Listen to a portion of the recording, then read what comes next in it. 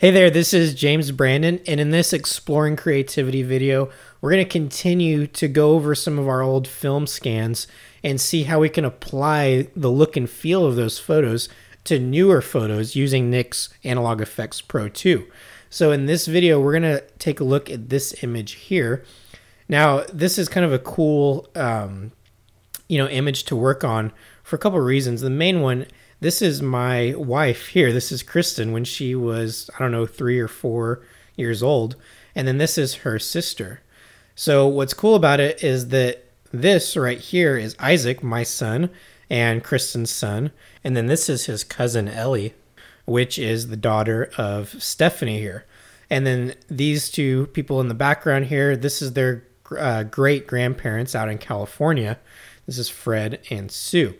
So we're going to take this old Polaroid and try to make this image here look as close to this one as we can. So let's minimize this a little bit and go back to Lightroom. The first thing I want to do is use Lightroom's basic adjustments to get the image somewhat close as a good foundation to take into Analog Efex Pro 2. The first thing I want to do is grab my crop tool, and I'm going to add a square crop to this. I don't have to spend a lot of time here. Just hit enter and be done with it. And the next thing I want to do is come to my temperature and make it a little bit warmer. All right. And I might come down to split toning here and make the shadows kind of warm too. All right. Yeah, I like that. And we'll bring our contrast up. One of the things about these old Polaroids is that they're kind of perfect in their imperfections, where you have these blown out highlights and clipped shadows and really harsh light and colors.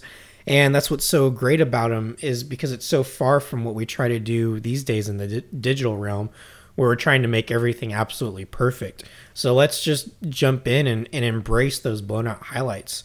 One thing you can do in Lightroom is hold down the Option key and move your highlight slider, and you can really see where you're blowing out those highlights. So we'll do it there. We'll grab our whites and really crank that up a little bit, and go to our blacks and bring some of those blacks in, and same with the shadows. Good. All right, so that is looking like a decent place to start. And all we have to do now is right click the image and choose Edit in Analog Efex Pro 2. Okay. Now that we're in Analog Efex Pro 2, the first thing it's going to do is throw on a preset. And the way that you can counteract that if you don't want to go with the presets, just click Camera Kit here.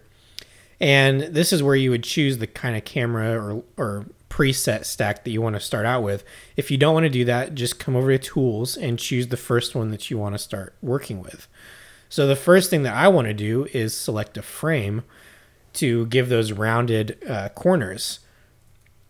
So let's go over to our Finder window here. There we go. And now we have this image that we can reference at any time.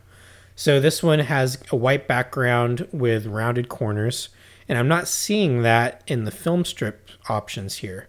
So let's go to white, and that'll get us pretty close. All right, I'm seeing 3 different options for rounded corners, and this one's probably going to be too much. This one's probably going to be too little. Yep. So let's go with this middle one here. Perfect. You can play with the scale, but I'm going to leave this one at 100%. And that's already looking pretty good. I can bring this one up a little bit, and you can see the resemblance here. But let's keep going. Let's jump into our basic adjustments. Oops. Okay, so what I did there is I just selected basic adjustments instead of selecting the plus icon.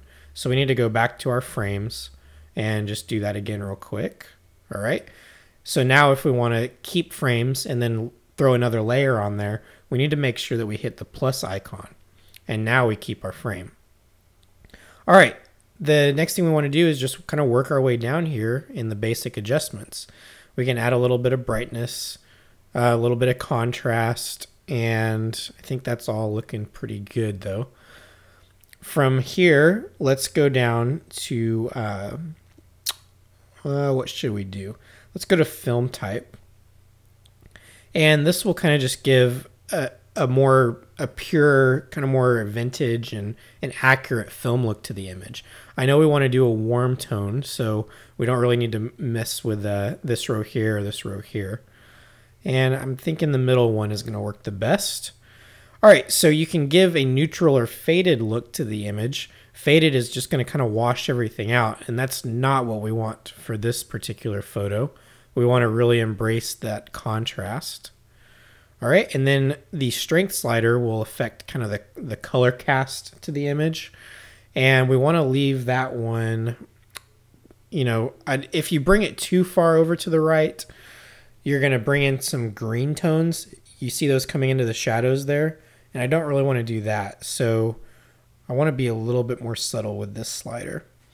All right, grain, we want to leave that at 500, and that just means that it's going to, you know, leave grain out of the photo. If you put it at 1, that's going to introduce a lot and kind of destroy it. So I don't want any film grain in this one. All right, collapse that down. And the last thing I want to do with this image is introduce sort of a light leak to it. There's this really bright hot spot on this image here, which isn't a light leak, but I want to emulate that just a little bit. So let's go and add that.